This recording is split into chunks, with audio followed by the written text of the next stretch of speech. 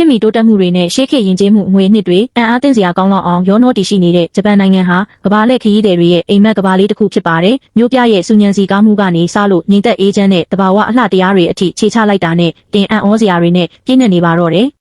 တကဘာလုံးကအာယုံဆိုင်နေကြတဲ့တိုကျိုမြို့တော်မှာဆိုရင်ကဘာပေါ်မှာလူစီကားဆုံးရှိဘူးရလမ်းဆောင်ကိုဖျက်ကျော်ရတဲ့စိတ်လှုပ်ရှားစရာအတွေ့အကြုံကိုခန်းစားနိုင်တယ်လို့မြို့လေကောင်မှာတည်ရှိနေတဲ့တက်တန်းရင်စာကူစာဖျားเจ้าမှာဂျပန်ရိုးရာယဉ်ကျေးမှုအငွေအသက်တွေကိုထိတွေ့နိုင်ပါတယ်။အဲဒီကနေမှတဆင့်ဂျပန်ရဲ့ယဉ်ကျေးမှုလုံးသားလို့တင်စားကြတဲ့ကျိုတိုမြို့စီရောက်သွားမယ်ဆိုရင်တော့ညီရဲတောက်ပနေတဲ့တိုရီဂိတ်တကားပေါက်ထောင်ပေါင်းများစွာတန်းစီနေတဲ့ဖူရှီမီအင်အရီနက်ကျောင်းနဲ့ငြိမ်သက်အေးမြတဲ့အာရှ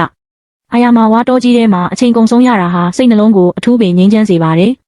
ခရီးသွားရင်ပါဇက်ထဲမှာအရသာရှိလာတဲ့တာကိုယာကီမွေးမွေးလေးတွေနဲ့အတူကြီးမားတဲ့နီယွန်မီးအောင်စုံခွက်ခေါဆိုင်းဘုတ်ကြီးရှိတဲ့အိုဆာကာရဲ့ဒေါ်တွန်ဘူရီလမ်းမကြီးပေါ်မှာလမ်းလျှောက်ရင်းစားတောက်ပျော်ပါတာကလည်းဘယ်တော့မှမယိုးနိုင်တဲ့ခံစားမှုတစ်ခုပါပဲတဘာဝရှုခင်းတွေကိုနှစ်သက်သူတွေအတွက်ဆိုရင်တော့ရာသီဥတုအလိုက်ပြောင်းလဲသွားတဲ့ဟော်ကိုင်းတို့ရဲ့နှင်းခင်းပြင်တွေနဲ့လာပင်ဒါပန်းခင်းကြီးတွေကအလွန်တရာရင်သက်ရှုမောစရာကောင်းလာပါတယ်ဘယ်တော့ကနေကြည့်ကြည့်ခန့်ညားထဲဝါနေတဲ့မောက်ဖူကြီးတောင်ကြီးကိုမြတ်